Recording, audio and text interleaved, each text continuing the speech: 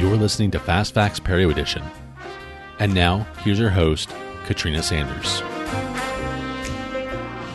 Hello, and welcome to Fast Facts Perio Edition.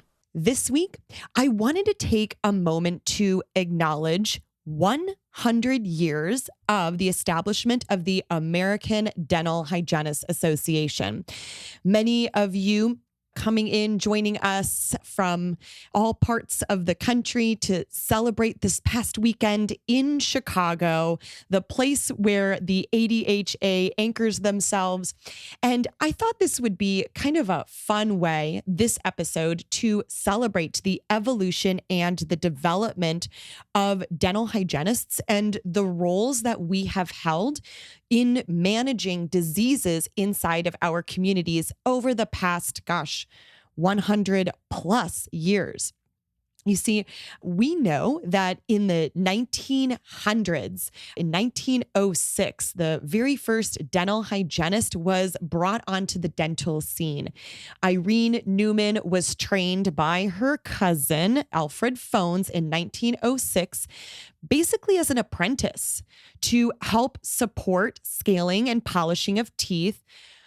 Although the term dental nurse was thrown around at the time, it was not a popular term. And so Dr. Phones decided to call Irene's work a dental hygienist.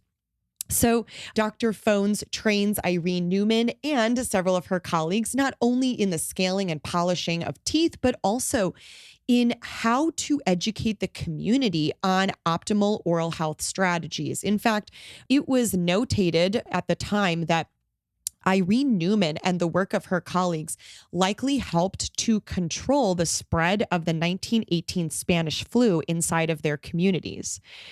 This was certainly quite progressive. There were concerns at that time about giving dental hygienists duties that could possibly lead to more expanded functions. And so as early as 1915, we started to see some regulations of dental hygiene duties and practice acts. It was noted in 1923, the establishment of the American Dental Hygienists Association, and this is where we started to see a progression, a movement inside of our profession. We started to see an acceleration, certainly as we noted in the 1950s, where society was encouraged through several community campaigns to begin seeing the dentist, not just if you had an emergency, not just if you had a toothache, but more specifically, it was encouraged in the 1950s to brush with brand new Ipana. And at the end of this commercial, for those of you who have heard of this commercial or have seen the movie Grease, you know that this spokes beaver from this toothpaste commercial was a big commercial at the time that the community was singing along to and gently told at the end of this commercial to not only brush their teeth, but that they should see a dentist twice a year. So it really wasn't until the 1950s and 1960s that we started to see a very strong development inside of the dental hygiene community and a strong need for hygienists.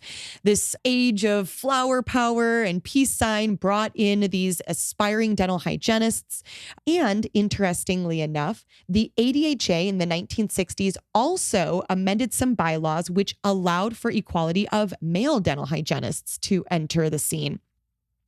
It was by the late 1960s that the ADHA also provided some guidelines around continuing dental education recommendations. Now, we started to see this development, and one of the cool things about our profession is to watch over the next several decades as we began to see an accumulation inside of what hygienists were able to do.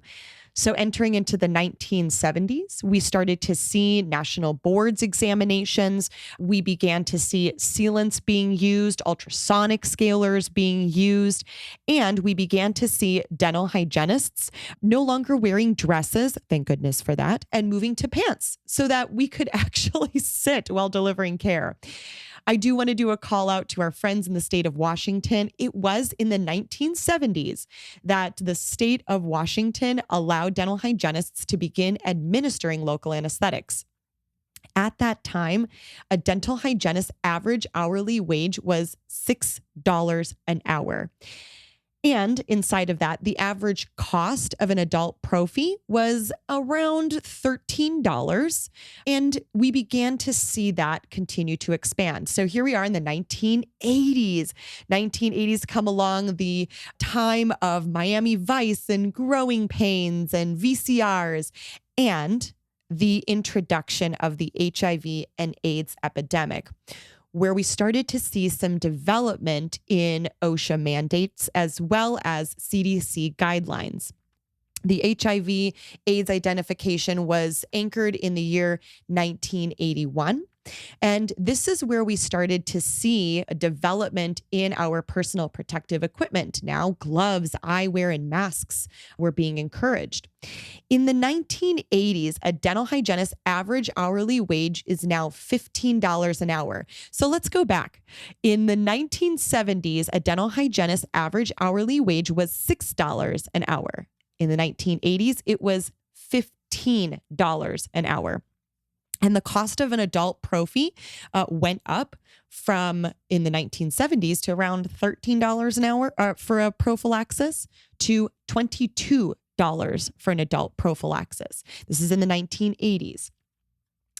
Then we enter into the 1990s. Get out your Tamagotchi. Let's watch Titanic and hang out with our friends from Seinfeld in the 1990s.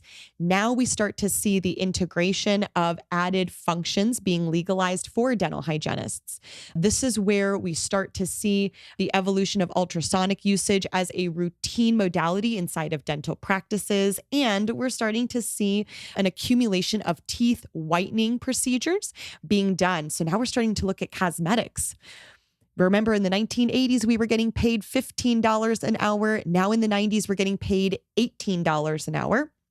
The cost of a prophy in the 1980s, remember, was about $22. Now in the 90s, we're looking at about $44 for a prophy. And we hit the Y2K, the 2000s. In the 2000s, we start to see a development in high demands for aesthetic services. We start to also look at the integration of digital radiography and technology. And dental hygienists start to look at supervision levels. So general versus direct supervision versus direct access. And interestingly enough, we continue to see development from the 2000s to where we are here today in 2023. This evolution is strongly rooted inside of the critical work of our association in helping to support independence, self-determination, and autonomy for dental hygienists, as well as the expansion of education opportunities from an associate's degree to a bachelor's degree and a master's degree and even a PhD, as well as now looking at expansions inside of our scope of practices to salivary diagnostic testing, blood testing, C-reactive protein testing, maybe looking at screening for advanced systemic diseases like diabetes and cardiovascular disease, and even being able to work without supervision or having an advanced practitioner license. It is quite impressive to see the development and evolution inside of our practices. And I will say that, yes, our average income as dental hygienists have been a bit commensurate. So taking a look at some of those fun little tidbits for a dental hygienist, we're beginning to recognize how important it is for us to celebrate not only being a dental hygienist, but what the evolution as a dental hygienist has meant, not just for our profession, but also for our community. Well, thank you so much to all of you joining me for today. I raise my wine glass in celebration to dental hygienists across the United States. Congratulations to the American Dental Hygienists Association on celebrating 100 years of excellence inside of our profession.